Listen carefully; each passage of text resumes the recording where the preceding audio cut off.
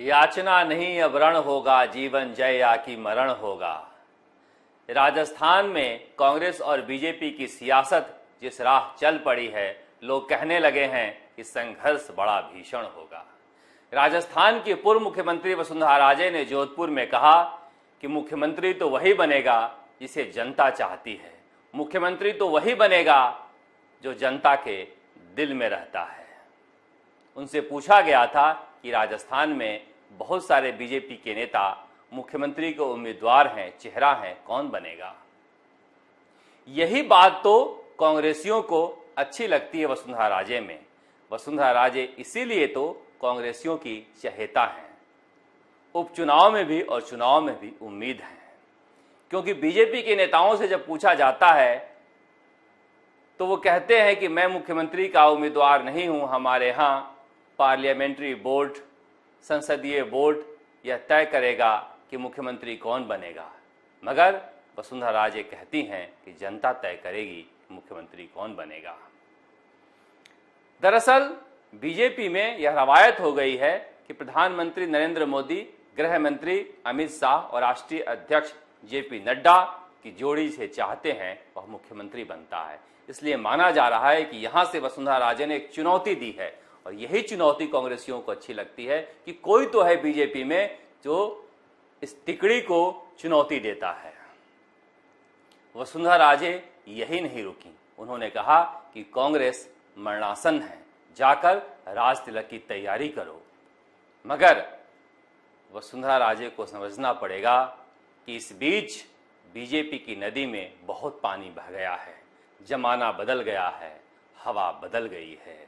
अब मोदी और अमित शाह का जमाना है, जहां पर जिस तरह से जैसे वह चाहते हैं फैसले लेते हैं, फैसले गलत होते हैं उसके लिए वो अफसोस नहीं करते, फिर नए फैसले लेते हैं। ऐसे में जिस तरह से उन्होंने जयपुर से लेकर और राजस्थान के कोने कोने से अपने समर्थकों को जोधपुर बुलाया था, लोग पूछ रहे थे कि वह बैठने गई थी या फिर किसी जलसे में गई थी।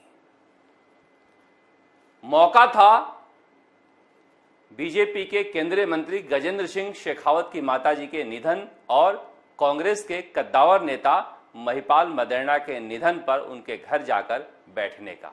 लेकिन बैठने के बहाने जिस तरह से शक्ति प्रदर्शन हुआ है, लोग कहने लगे हैं कि क्या नेताओं के लिए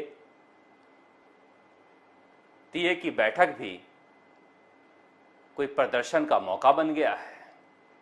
जिस तरह से नारेबाजी हो रही थी, केसरिया में हरा हरा, राजस्थान में वसुंधरा, हमारी नेता कैसा हो, वसुंधरा राजे जैसा हो, इस तरह के नारे जो लग रहे थे, निश्चित रूप से मैं बार बार कहता हूं कि राजस्थान के नेताओं में एक चाहे अनचाहे सचिन पायलट बनने की उत्कट इच्छा जाग पड़ी है।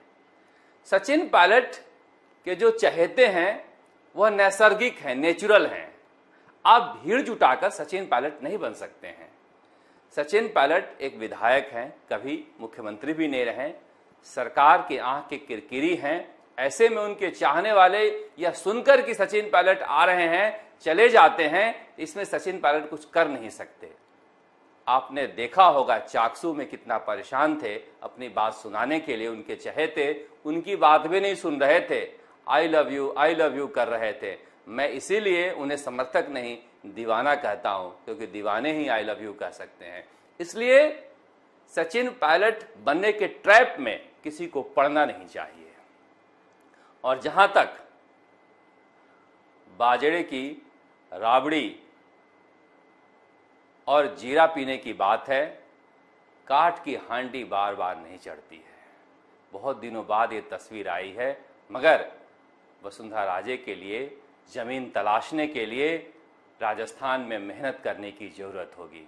इतने भर से काम नहीं चलेगा। और चुनौती किससे मिल रही है? चुनौती मिल रही है एक नौजवान पहली बार के विधायक सतीश पूनिया से। सतीश पूनिया अपना जन्मदिन मनाने की तैयारी कर रहे हैं।